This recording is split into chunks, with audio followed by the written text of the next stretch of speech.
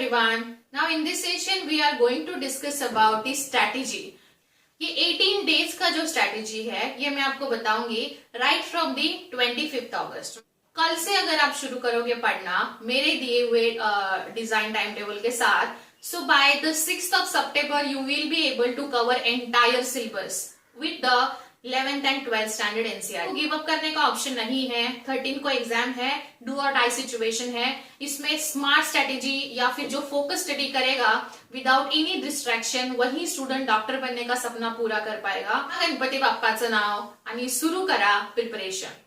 So now will discuss day to day time table and at the same time आपका daily routine कैसा होना चाहिए। मैंने 12 hours का टाइम विद खाना पीना विद रेस्ट सब कुछ 8 आवर्स के स्लीप के साथ आपको डिजाइन करके मैं दे रही हूँ इस सेशन में। कंफ्यूजन क्रिएट मत करिए, पैनिक भी मत होइए और अच्छे से प्रिपेयर करिए। Will start our time table from tomorrow. कल से अगर हम शुरू करेंगे तो 11th and 12th standard simultaneously करके 6 सितंबर तक हम सब कुछ खत्म कर सकते हैं। ओके, चलो शुरू करते हैं। Now here I have prepared a timetable. You can follow this timetable if you want. This timetable will help you to cover entire syllabus in these remaining 18 days. So 18 days study plan मैंने यहाँ लिखा हुआ है।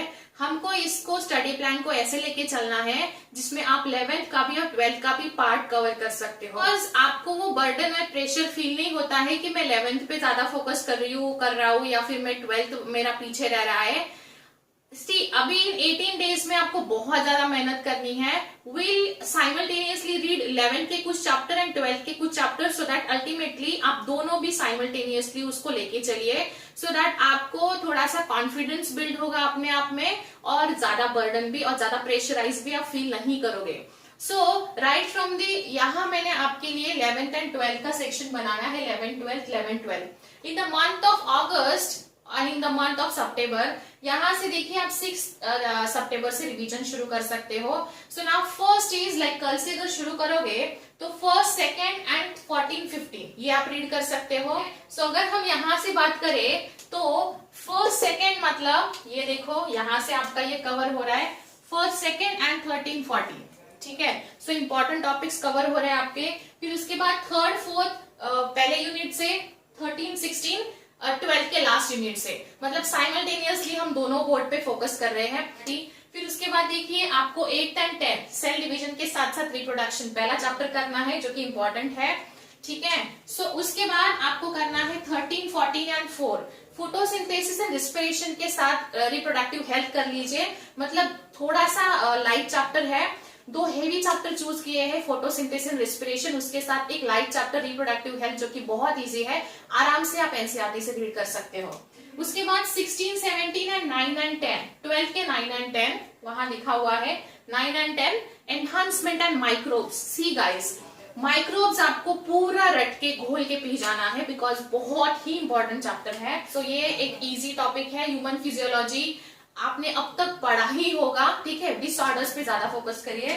फिर उसके बाद यहाँ बचा हुआ आप क्या करना है, at the end of this month, अगस्त के मंथ में at the end of August you should finish 20, 21st and 22nd। मतलब आपका यहाँ almost important topics itself in the month of August ही खत्म हो रहे हैं 11th स्टैंडर्ड के, राइट।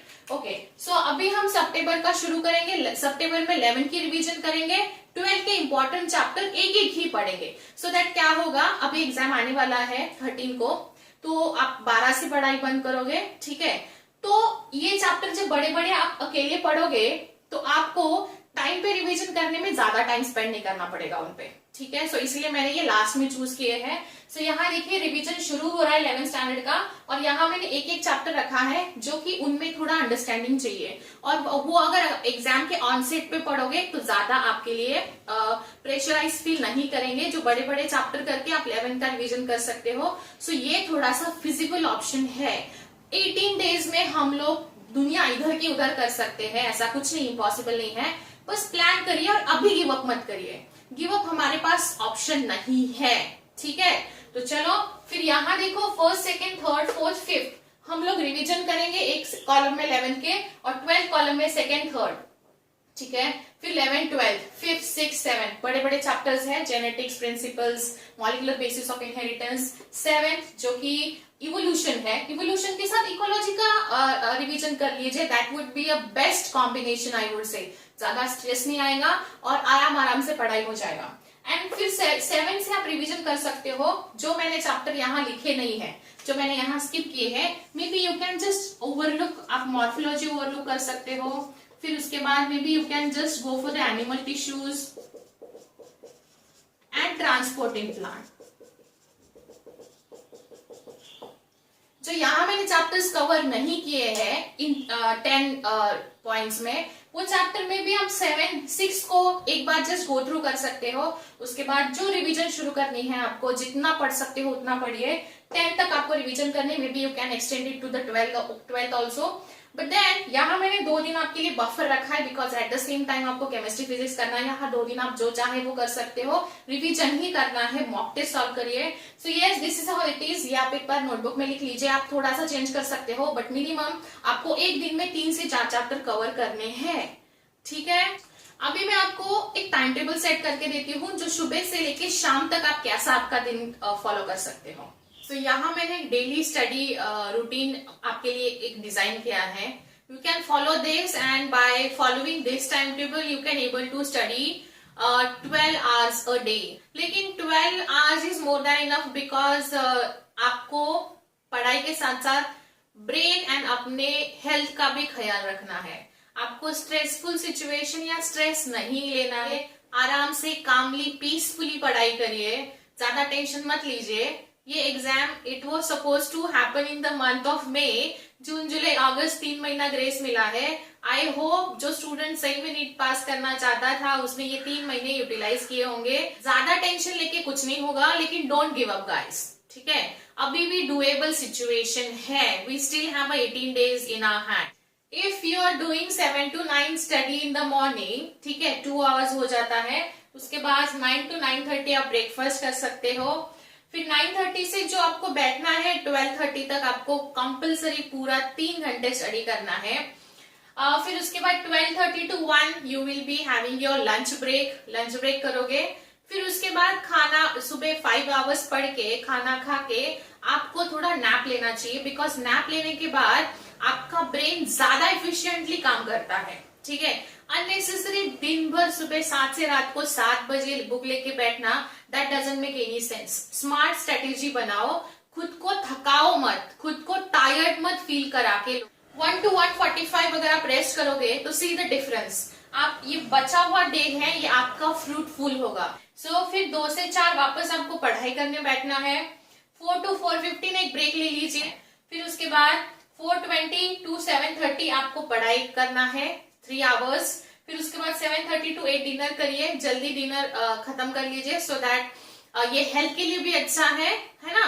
फिर उसके बाद 8:15 to 10:15 वापस आप पढ़ाई करोगे, एंड 10:30 to 6:30 आप सो जाओगे, because 8 hours sleep is very important. Maybe आप इसको 5-6 आवर्स कर सकते हो, maybe you can stretch this 10:15 to maybe 11:15 कर सकते हो, 11:15 आप सो सकते हो। सो ऑन एन एवरेज अगर हम काउंट करें तो ये कितना घंटे का पढ़ाई हो रहा है, ये हो रहा है 12 आवर्स, राइट। एंड जब पढ़ाई करने बैठोगे तो थोड़ा सा 10 या 5 मिनट्स ब्रीदिंग एक्सरसाइज कर लीजिए। ब्रीदिंग एक्सरसाइज करने से ब्रेन को ज्यादा ऑक्सीजन मिलेगा and you will feel fresh, और आपका ब्रेन बहुत ही अच्छे से काम करेगा। टेंशन पैनिक होके कुछ नहीं होगा। अभी जो बचा हुआ टाइम है उसमें स्मार्टली प्ले करिए, गिव अप नहीं करना है। आपको अगर डॉक्टर बनना है तो आपको बहुत पीसफुली कामली सिचुएशन हैंडल करके एंटायर सिलेबस कवर करना है। If any confusion, any doubt related to time table, कैसा करना है, क्या करना है, ये आप मुझे कमेंट सेक्शन में मेंशन कर सकते हो। I am here to help you all my NEET aspirants and wish you a very good luck to all my NEET aspirants. Good luck, अच्छे से करके आओ नीट में, and thank you.